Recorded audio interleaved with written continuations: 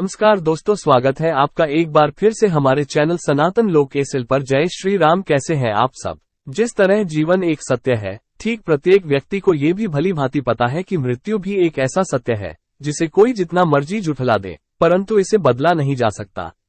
कहने का अर्थ है कि जिसने इस पृथ्वी पर जन्म लिया है उसे एक न एक दिन अपने प्राणों की आहुति देनी पड़ती है। इस बारे में हम में से बहुत से लोगों ने कई बार अपने बड़े बुजुर्गों से कहते सुना होगा कि मृत्यु के बाद मनुष्य शरीर की आत्मा 13 दिनों तक अपने घर में रहती है। मगर ऐसा क्यों, इस बारे में क्या किसी ने सोचा है? अगर नहीं तो चलिए आज आपको इससे संबंधित जानकारी बताते हैं और जानते हैं कि आखिर क्यों मृतक शरीर की आत्मा 13 दिनों तक अपने घर में भटकती रहती। साथ ही साथ ये भी बताएंगे कि 13 दिनों तक मृतक के नाम का पिंडदान क्यों किया जाता है। बता दें कि गरुड़ पुराण में इस बारे में विस्तार से बताया गया है। गरुड़ पुराण में बताया गया है कि जब किसी व्यक्ति की मृत्यु होती है तो यमराज के यमदूत उसे अपने साथ यमलोक ले जाते हैं।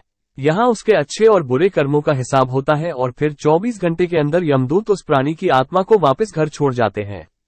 यमदूत के द्वारा आत्मा को वापस छोड़ जाने के बाद मृतक की आत्मा अपने परिजनों के बीच भटकती रहती है और अपने परिजनों को पुकारती रहती है, लेकिन उसकी आवाज को कोई नहीं सुन पाता। ये देखकर मृत व्यक्ति की आत्मा बेचैन हो जाती है और जोर जोर से चिल्लाने लगती है।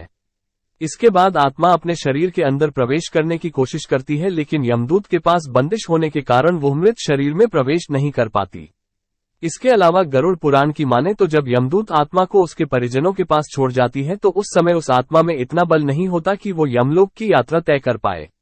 गरुड़ पुराण के अनुसार किसी भी मनुष्य के मृत्यु के बाद जो 10 दिनों तक किया जाता है उससे मृतक आत्मा के विभिन्न अंगों की रचना होती है और जो 11वें और 12वें दिन पिंडदान किया जाता है उससे मृतक आत्मा रूपी शरीर का मांस और त्वचा का निर्माण होता है और जब 13वें दिन 13वीं की जाती है तो उस दिन मृतक के नाम का पिंडदान किया जाता है। उसी से ही वो यमलोक तक की यात्रा तय करते हैं। अर्थात मृत्यु के बाद मृतक के नाम का जो पिंडदान किया जाता है उसी से ही आत्मा को मृत लोक से यमलोक तक यात्रा करने का बल मिलता है। इसलिए ही गरुड़ पुराण में बताया गया है जब किसी मनुष्य की मृत्यु हो जाती है तो उसकी आत्मा 13 दिनों तक अपने परिजनों के पास घर में भटकती रहती है और उसके बाद आत्मा मृत लोक से यमलोक की ओर निकल पड़ती है, जिसे पूरा करने के लिए उसे 12 महीने यानी कि 1 साल का वक्त लगता है। इतना ही नहीं, मान्यता के अनुसार 13 दिनों तक मृतक के नाम का किया गया पिंडदान उसके 1 वर्ष के भोजन के समान होता है। पिंडदान न किया जाए तो क्या होगा? इसके अलावा बता दें, अक्सर लोगों के मन में ये सवाल भी जरूर आता है कि अगर किसी मृत व्यक्ति के नाम का पिंडदान नहीं किया गया तो क्या होता है। तो दोस्तों आपको बता दें कि इसका भी वर्णन गरुड़ पुराण में किया गया है।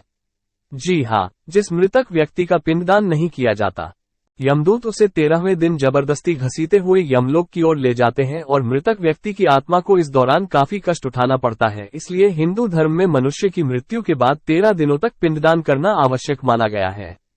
इसके अलावा आपको बता दें कि 13वें दिन परिजनों के द्वारा मृतक व्यक्ति के नाम का जो भोज करवाया जाता है, अगर वो कर्ज लेकर किया जाए तो मृत व्यक्ति की आत्मा को शांति नहीं मिलती। इतना ही नहीं, गरुड़ पुराण में ये भी बताया गया कि जो व्यक्ति जीवित रहते हुए अच्छे कर्म करता है, मृत्यु के बाद उसकी आत्मा को यात्रा के दौरान यमदूत कोई कष्ट नहीं देते, और जो व्यक्ति बुरे कर्म करते हैं उसकी आत्मा को यमदूत यात्रा के दौरान कई यातनाएं देता है और आत्मा को कई कष्ट भोगने पड़ते हैं।